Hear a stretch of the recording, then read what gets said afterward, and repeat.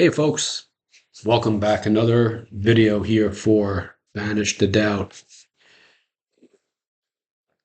In this reality, I am, for this purpose of this video, George McNamara. This is Banish the Doubt, and I absolutely bow to the light that's within you. Welcome. In this video, I want to talk about how to shatter the illusion of the false self. You see, we've been conditioned, we've been programmed.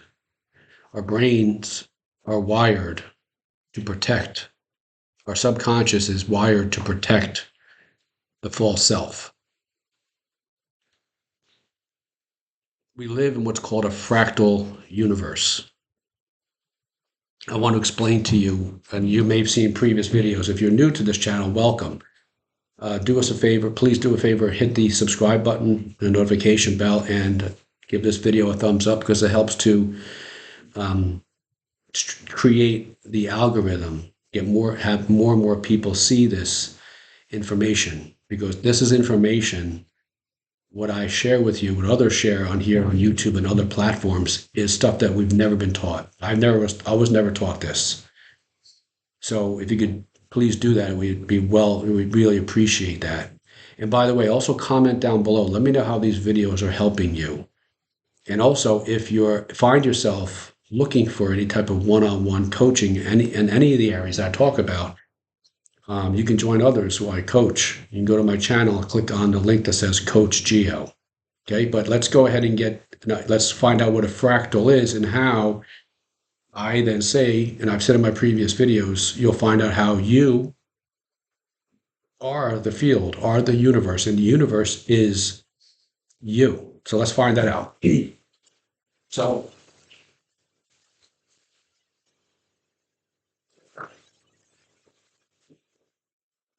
what we want to do is then find out first what this is. So like I said, I've said in the previous videos, we live in a fractal universe.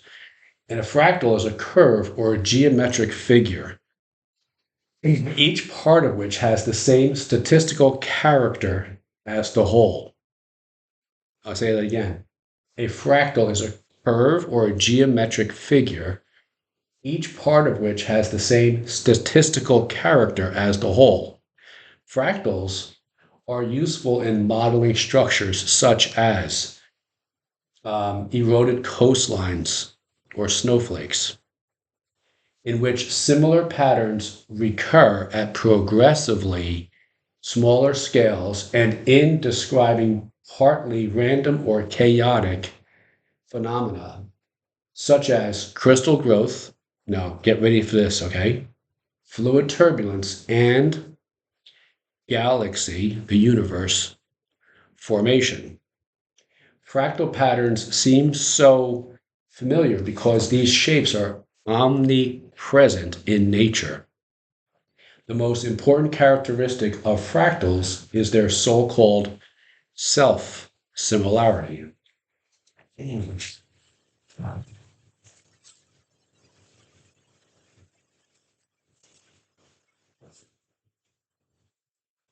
So the scientist says, look at a fern leaf, okay? It is made out of smaller and smaller patterns of itself. The same is true for Romanesco broccoli. The branching patterns of trees follows their pattern, as do rivers. Lightning spreads into smaller and smaller branches, each sharing the same features as the main volt. Man-made structures organize themselves into fractal patterns, man-made structures, without actually planning them this way. So look at a map of all the roads leading to, he said, look at a map of all the roads leading to a major city, and he used Rome as an example, okay? And you'll see how it looks like branches. And a map of the internet. Okay, so galaxy, fern leaf, nature, rivers, and now the internet. It's especially fascinating that even our own body shares many fractal characteristics. Our lungs have fractal structure. Having a surface area of over 100 square meters, enabling them to efficiently absorb oxygen. This oxygen is then transported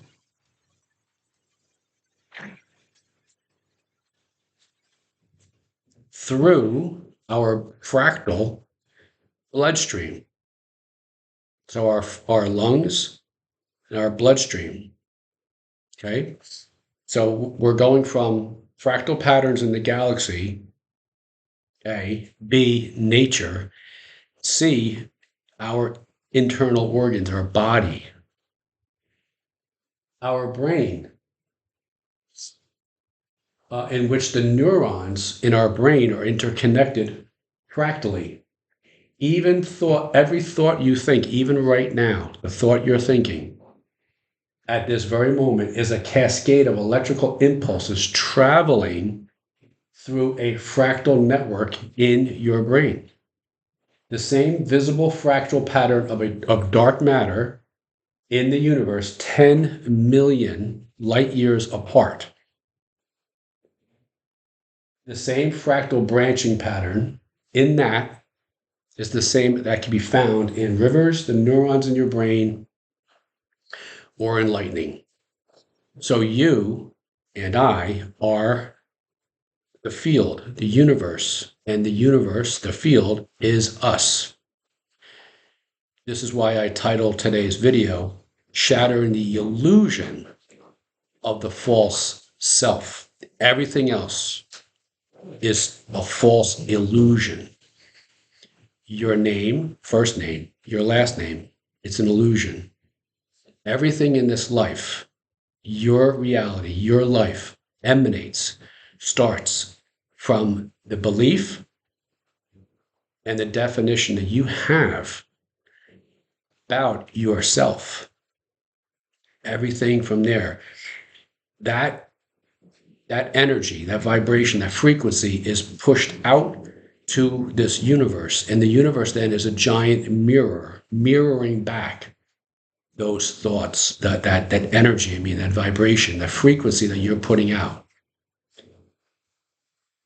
Some of you are old enough to remember AM radio, AM and FM. So if you tuned the channel to a certain frequency to get a clearer signal. You wouldn't go to 99.5 if it was playing news radio and say, I don't understand why I can't hear music. Well, you're tuning to the wrong station. Your frequency is off. You have to tune to a different station. That's why I talk about the illusion of the false self. To shatter that, to get rid of that. Okay? So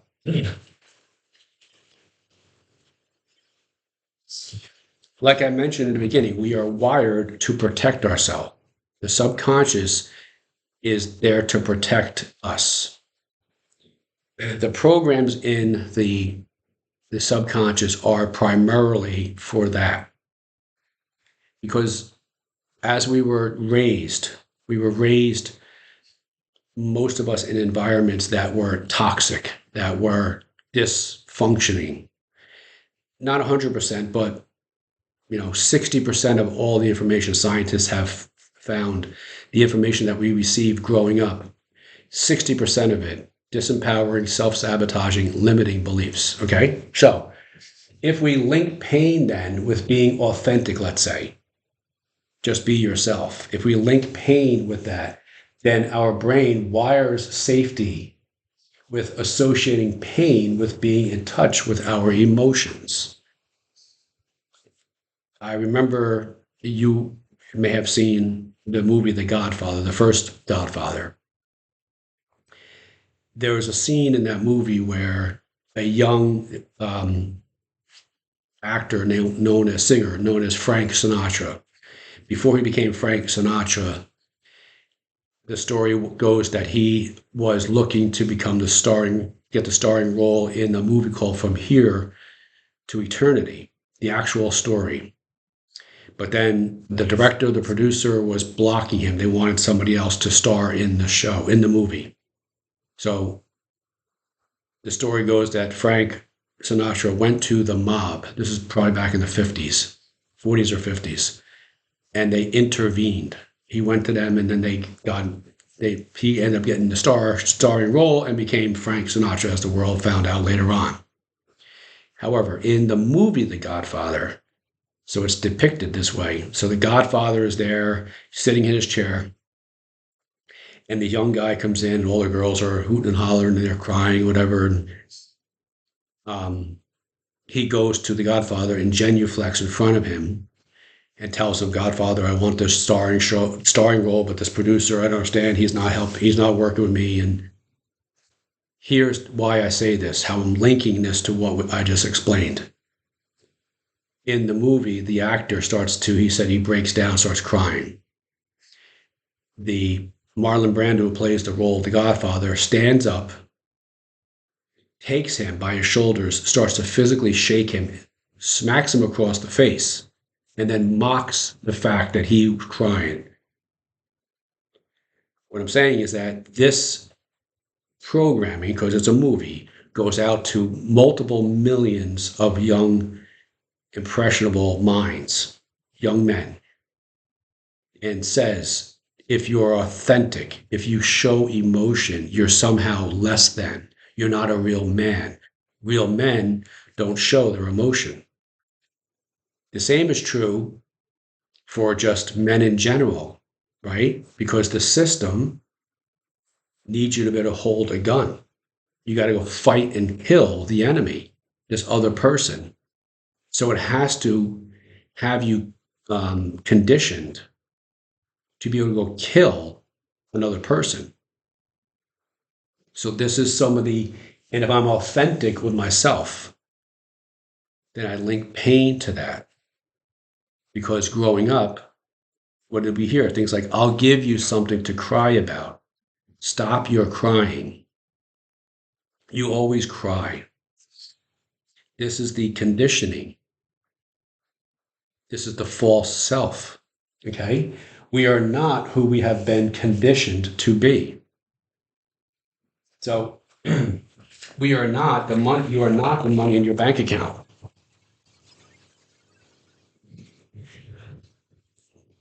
I'd like for you to make a list and put on the top of the list, am I, with a question mark. Okay? Now I'd like for you to put after that, with the question mark, my name. And then next to that, put nope. All these, I want you to put nope. So am I my name? No, you're not. Am I my feelings? No. My beliefs? You're not your beliefs. Am I the thoughts in my head? You are not the thoughts in your head. Am I the name my parents gave me? You are not the name your parents gave you. Am I my last name? Who then enculturated you? You are not that either. Nope. You see, because the ego needs the identity. It needs something to cling to. Okay? It thrives on that. The society we live in, the system we live under, needs you and I to attach to things, to stay attached to these things. That's how it keeps us in fear. And when we're in fear, we are disconnected. We are dependent on the system. Okay? And we're dependent, we are disconnected, and we are distracted. We're distracted by these things, right? We are distracted by, well, you have to have these letters next to your name. You have to have this title to be this person. The society, the ego loves the fact that you have all that. That's the false you. That's the veil. I'm not saying none of these things are admirable to strive for, to become an accountant, a doctor, or whatever, but you don't link your identity to that. It's who you are, your core, you and I. We are 70% light. Your beliefs about who you are, your definitions about who you are, that goes out to the world. When you realize that there's no end to that, that it's just a circle, okay? There's no end to the amount of homes you can own, the amount of cars you can drive, the amount of stores you can shop at. There's just no end to it. There's no destination. It's an illusion. The relationship you have with yourself supersedes all of that. When you put yourself attached to these things, then what you're saying is, this is more important than who I am at my core. That's very dangerous. I've shared in the previous videos the story of one of the founders of Shark Tank. He had what the ego would say and what society would say would be a lot of toys, very successful, as society would say. He had the homes, plural. He had the Ferraris and the Porsches and all of that. But he linked his identity to that, and he could never get enough, to the point where his relationship, his marriage, suffered, and eventually it broke apart. And he was days away, he said, from taking his own life, because the ego says, you can't lose that. That's who I am. I have to have the relationship. I can't be a failure anywhere. But the ego links losing to failure. When the relationship you have with yourself is one of unconditional love, forgiveness, trust, authenticity, then that goes out and you attract that to you. See, I think it's the Bhagavad Gita says, there's a quote from that, I believe it was that, may have been A Course in Miracles, but I think it was the first one. And it says, you want to live a life to where you're open to everything and attached to nothing. Open to everything, but attached to nothing. So that means that there is no win or lose, right or wrong, good or bad. There is no such thing. Time is an illusion. Space is an illusion. Distance is an illusion. It's all an illusion. So when you're able to live this way, it's very freeing, and it's not easy. It requires you to come face to face with the shadow that's inside of you. That those deep, dark places, the recesses of where the ego hangs around, and go there and say, this is who I am, and you get rid of any of those attachments, and you live from a place that says, I am enough, I am deserving, I am worthy, I am reality. I literally can think of something and it automatically manifests in my world, because in real reality, it does. You couldn't have a desire or a wish if it wasn't already there in the universe. We always discussed that with a fractal. So whatever it is you desire to do, be, or have, you desire it because you already are living that. There is a version of you living that. What you want to do is just close your eyes and see yourself right now. You're living your life, however you're living it. And then see yourself as living the life you would desire to live. What do you look like? What are you doing? What does it look like? What are the surroundings? But then notice the change, notice the difference. and then live from that premise. Live from that point that I am already that. Because the greatest quote unquote successes in this world lived from there.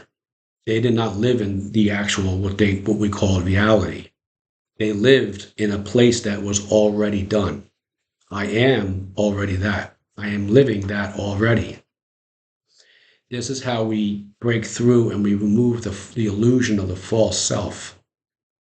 So we remove any connection, any attachments to our identity, our name, any of that.